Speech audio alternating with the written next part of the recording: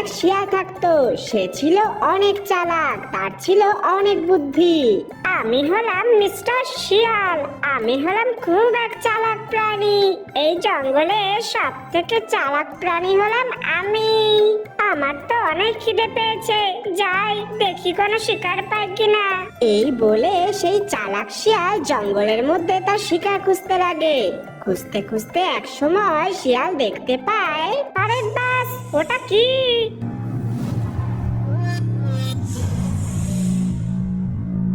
আম্মা, এত বড় একটা হাতি! মনে তো হচ্ছে হাতিটা কিছুক্ষণ আগেই মারা গেছে। বাবা বাবা বাবা, আজ তো আমার কপালটাই খুলে গেল। এই হাতিটাকে যদি 1 মাস ধরে খেতে পারি, আমার তো আর কোনো শিকার করতেই হবে না। হুক্কা হুয়া! কিন্তু একটা তো সমস্যা হয়ে গেল, এই হাতির চামড়া তো অনেক শক্ত। আমার এই ছোট ছোট দাঁত দিয়ে চিপতে গেলে যদি আমার দাঁত ভেঙে যায়, তাহলে তো আমি আর কোনোদিনও মাংস খেতে পারবো না।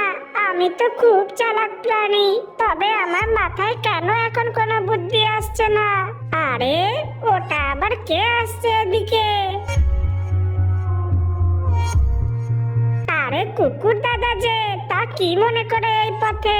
দেখো দেখো, আমাদের সিংহ মহারাজ কত বড় একটা শিকার করেছে। তা তুমি একটু চেখে দেখবে নাকি? কি বলছো শিয়াল?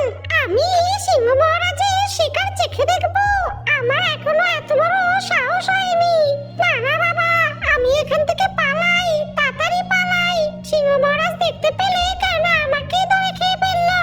আরে না না, তোমাকে কেন খাবে বলো তো? সিংহ মহারাজ তো আমাকে পাহারা দিতে বলেছে, তাই তো তোমায় বললাম একটু চেখে দেখো। না না শিয়াল ভাই, আমার চেখে দেখার কোনো দরকার নেই। আমি এখন যাই। বাউ বাউ।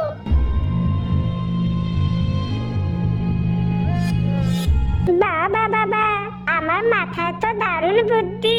কত বুদ্ধি করে কুকুরটাকে তাড়িয়ে দিলাম, নইলে কুকুরটা এখনই খাওয়া শুরু করে দিত। আরে, একটা আপদকে তাড়াতে না তাড়াতে আরেকটা আপদ এসে জুটেছে। ওরে বাবা, এ তো চিতা ভাই আসছে, এবার কি করি? হারুম, আরে এই শিয়াল, এত বড় হাতিটাকে তুই বুঝি শিকার করলি? কি যে বলো না চিতা ভাই, আমাকে আর লজ্জা দিও না। আমি কি এত ছোট প্রাণী হয়ে এত বড় শিকার করতে পারি বলো? আসলে হাতিটিকে আমাদের সিংহ মহারাজ শিকার করেছে, আমাকে পাহারা দিতে রেখে গেছে। তবে চিতা ভাই, তুমি চাইলে এখান থেকে একটু মাংস খেতে পারো। আমি সিংহ মহারাজকে এসে বলে করে একটা বুঝিয়ে দেব। হারুম, তুই কত ভালো রে শিয়াল, তুই আমার জন্য কত ভাবিস। ঠিক আছে, আমি তাহলে একটু খেয়েই যাই। হ্যাঁ চিতা ভাই, আমি তো সবার জন্যই ভাবি।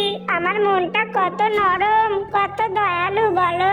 চিতা ভাই, আর বেশি কথা বলো না। সিংহ মহারাজ আসার আগে তুমি যতটা পারো মাংস খেয়ে নাও। আমি সিংহ মহারাজকে আসতে দেখলে তোমাকে ইশারায় বলে দেব, আর তুমি তখনই দৌড়ে পালিয়ে যেও। আচ্ছা ঠিক আছে, আমি তবে খাওয়া শুরু করলাম। সিংহ মারা জেলেই আমাকে তাড়াতাড়ি ইশারায় বলে দিস।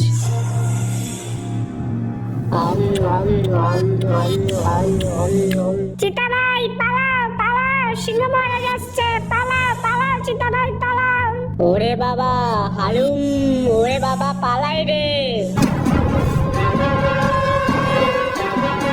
হুক্কা হুয়া, হুক্কা হুয়া, কি বুদ্ধি আমার! ওরে বাবা, এই বুদ্ধি নিয়ে আমি তো আর থাকতেই পারি না।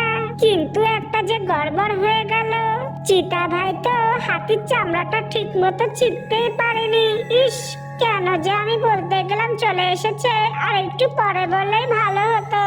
না, আমি বরং আরেকটুক্ষণ অপেক্ষা করি, দেখি আর কাউকে বোকা বানিয়ে হাতির এই চামড়াটাকে ছেঁড়া যায় কিনা।